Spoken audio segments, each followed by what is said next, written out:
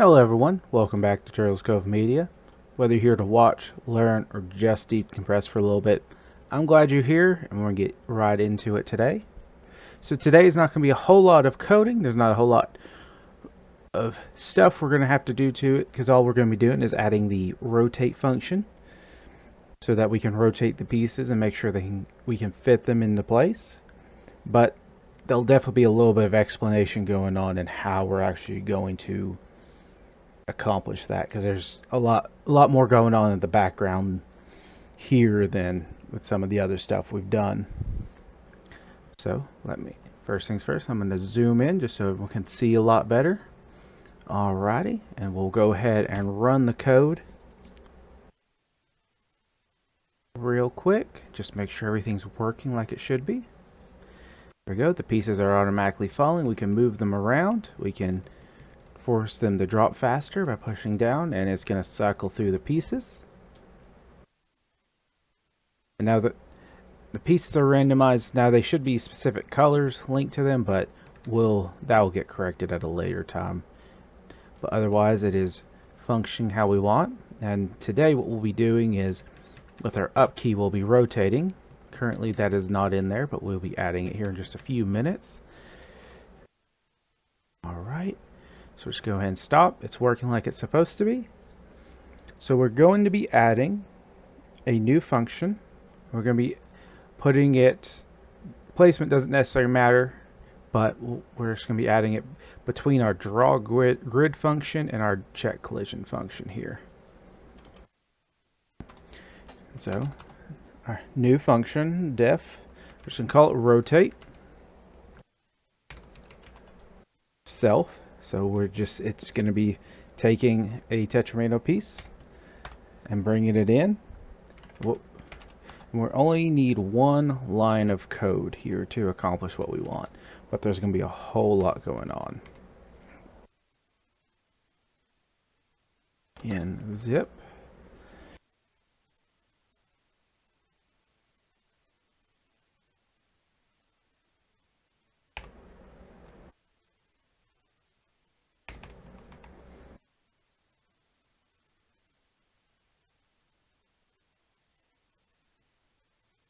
Oh, oops, that's why. It's not self, it's shape. That's my bad. Alrighty, and that right there, the single line of code, is going to do exactly what we want. And so there's actually a good bit going on here with this list and zip, and this zip is actually what's really working all the magic, and we'll go through what's going on there here in a few minutes.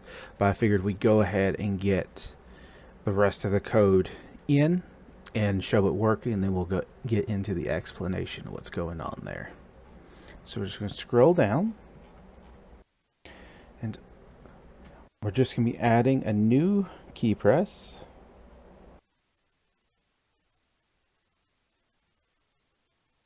And it's just going to go up under everything that's already there.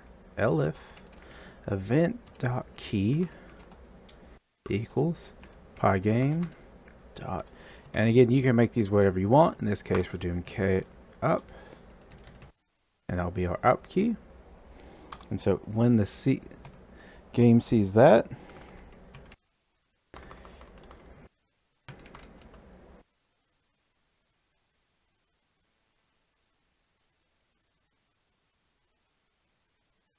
equals rotate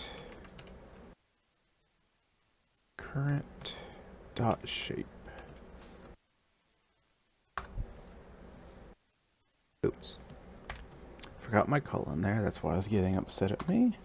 So we're going to temp equals Tetrimino. So what we're having to do here is we're having to make a temporary Tetrimino piece that'll hold some of this information, help hold some of the information as the program is doing what it needs to do.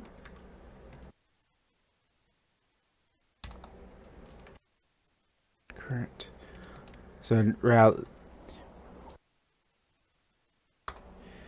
if not, check collision temp grid current shape equals rotated. Oh, there we go. So what we're doing here, when our user, our player, presses the up key, it's going to basically temporarily create a variable, in this case rotated, using our function. And we're going to store this information in a temp Tetrimino piece. The player won't see this. It's all happening in the background very quickly. And then it's going to check to make sure that the piece can rotate. And as long as the piece can rotate, it's going to change the piece where you've been playing with. And then the rest of this just goes away. The player's never going to see it. And it's going to do what we want it to do. And we'll show that in just a second. So everything should run correctly. I say should. You never know when weird stuff will happen. Alrighty, everything still moves, and I press the up, and there we go. Our pieces are moving. Obviously the square is going to be a square. It ain't going to do nothing. And as you can see,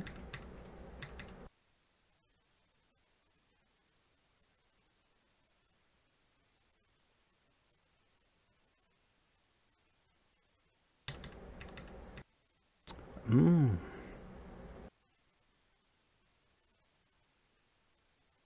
can see we only have some more of our basic rotating features. Give me a moment. I'm going to go in and go ahead into my other notes and see about just us going ahead and get the rest of that built in. Alright, if you just give me a few minutes, I'll be right back. Alright everyone, I'm back. So, there was not an issue with the code itself. Well, my notes were correct. I just did not take the time I was supposed to as we're going through this. So, it's very easy to make small errors when you're trying to go back through something. So let me get a different piece on. That's not going to be... there we go. So currently what's going on is it's more or less flipping between two different states where it's supposed to, depending on the piece, have 4. These are actually a pretty good representation of that. We're seeing the up and the pointed to the left, but we're not seeing the bottom and to the right.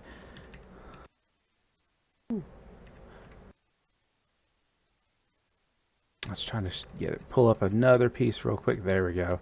You can kind of see that here too. So and they're actually not rotating 100% correct, and I realized what my mistake was. So we can go just clear out of that real quick. Well, and get back to the code, and I forgot one thing. In this line of code here, this right here is supposed to be -1. That's my bad, my mistake.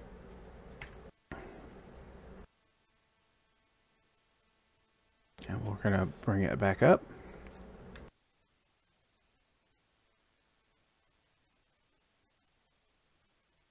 Not the best pieces to show that off with. Again, not the best pieces. The game's not liking me at the moment, obviously. There we go. As you can see, there we go. That's what we wanted. Full rotation. Each key press we get a different rotation until the 1, 2, 3, the 4th one takes us back to the original position, which is what we want. There we go. And so that's simple things. That's a bug. That's not going to cause you an error. You're only going to see it when you test your game. This one little piece right there causes us that little bit of frustration. So in terms of programming, that's all that we were doing today, but I wanted just to go in a little bit and explain what's going on here, because this is where all the magic's happening. So give me just a moment. I'm going to pull up something else so it's just easier for me to show what's going on there. Alright, I'm back, and so now we're going to delve into what is actually going on with this right here. So these are our shapes, and we have them just put in this order, typed out, representing ones and zeros. So whenever the game is running through the shapes, if it's a 1, it's going to fill in that grid piece with whatever the color assigned, and if it's a 0, it's going to ignore it. And so one way to do it, so this line right here is a color, and so we currently have these straight, but another way we could do it, and the game will work fine with it. So we can actually do that. So you can see actually see a little bit better what that piece would actually be, and you can go through and do that with the rest of these. It's like this, the 1 1 1 1. There's our square. Here we go. So this, you can do a couple different ways, but I'm just going to take this one and this right here. Oh. Oh. There we go.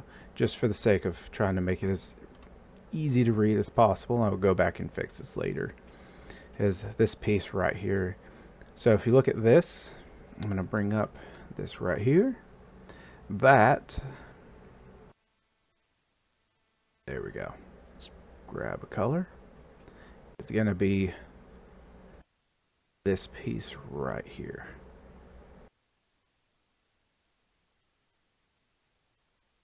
So you have 1,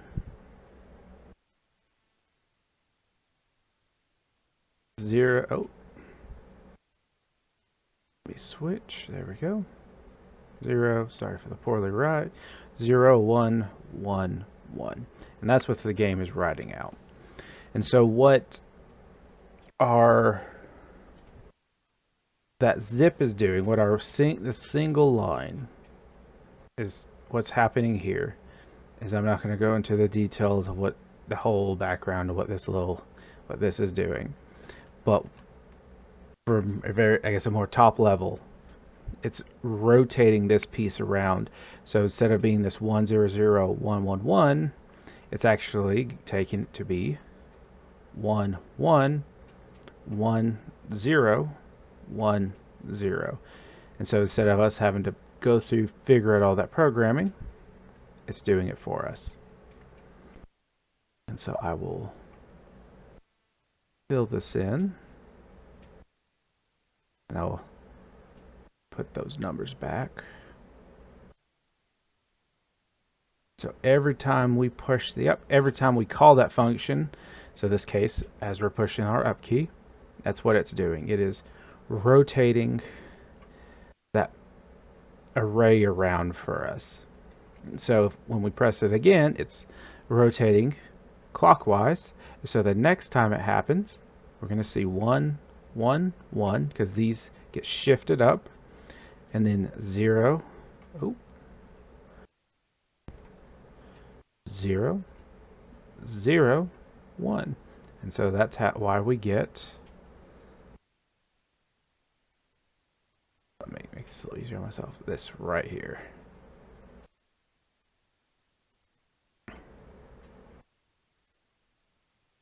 One, one, one, and 1. And so now, as you can see, so we have 0 degrees, and so that's what it's 90 degrees, 180, and the last one is going to be our 270.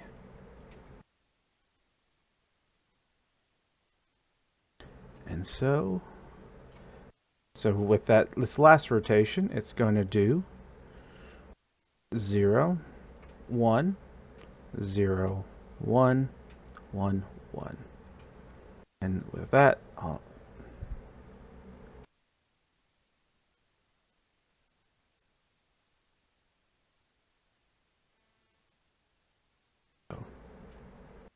hopefully that helps just give an idea what's going on in the background and why we're using that zip. Just it keeps us from having to do a whole bunch of extra coding ourselves. We're using some pre-existing stuff to make it easier on ourselves. And so when you press it one more time, adding another 90 to this, which will be 360. And another way to do 360 is, in this case, 0 degrees. So it's just going to bring us back to the original shape. And so that's all that's going on there. So this right here, and it's just going through each, looking at the rows, and we're applying this right here, and it's making our lives a whole lot easier. So I hope to do what I can to help provide a little bit more what's going on, at least from a top level going forward, especially when there's stuff like this. But we use the tools we have available, and I thank everyone for stopping by today. Hope you had a good time. Hope you learned something. Hope I was able to help you give just time away from all this crazy stuff that goes on. Hope you have a wonderful weekend, and I'll see you next time.